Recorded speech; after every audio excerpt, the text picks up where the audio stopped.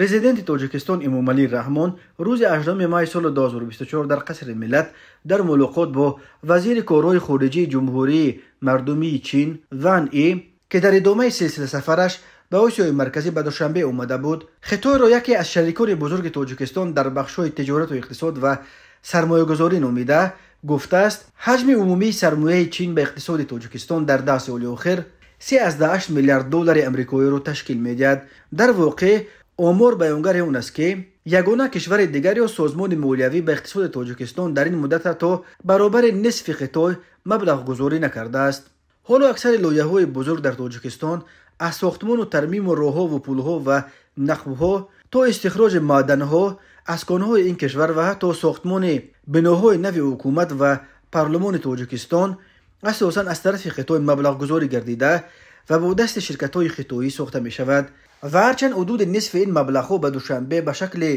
گرانت داده شدند، نصف دیگرش قرض است که یگان روز باید با فایزهایش برگردانند. قبلا خبر رسیده بود که رهبر اداره سیاسی خارجی خطای ون با مقصد بررسی مسائل مربوط به همکاری و آماده کردن زمینه برای سلسله سفر رهبر اول این کشور سی جین پینگ در کشورهای آسیای مرکزی به این منطقه سفر کرده است. در گزارش خدمات مطبوعات پرزیدنت تاجیکستان درباره سفر قریب الوقوع سی جین پینگ چیزی گفته نشده است. بنابراین منبع در هفته واخیر امامعلی رحمان با ون ای وضع کنونی همکاری دو کشور و مسائل مبرم منطقوی و بین المللی را بررسی کرد. رحمان و ون ای گسترش رابطه و در ساحه‌های صنعت به خصوص صنعت کوهی، نقلیات، انرژتیک و کشاورزی محاکمه کرده در این زمین علاقه‌مندی جانب تاجیکستان برای اندازه همکاری فعال با چین عاید به تطبیق لایحه‌های مشترک مربوط به اقتصاد سبز،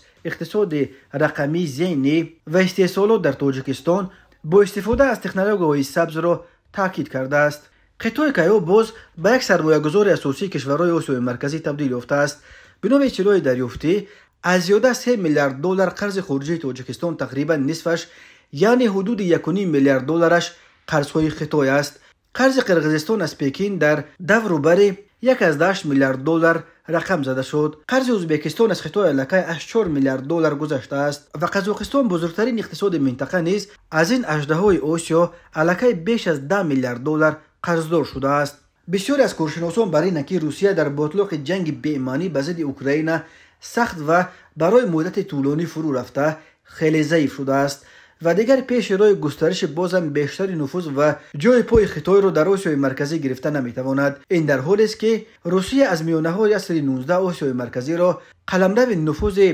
خود میشمارد. روسیه حتی بعد فروپاشی اتحاد شوروی نیز این قلمرو را منطقه نفوذ تاریخی خود میدانست و با کسی آن را تقسیم کردنی نبود. ولی خطای در این بین توانست با استفاده از اختلافات بین روسیه و غرب برای ورود به این میدان امکان بیابد و در یک مدت کوتاه با فرو ریختن سیل بیشت قرض و سرمایه کشورهای آسیای مرکزی را در چای قرضهای خود انداخته از لحاظ اقتصاد به خود مطیع کند. مقامات تاجیکستان قرض و سرمایه‌گذاری‌های خطای را برای تامین رشد اقتصاد جمهوری مهم می‌شمارند و از آن استقبال می‌کنند. یک مقام بلندپایه در دوشنبه تو از پکین تفسیر کرده بود که به فرق از بانک جهانی یا صندوق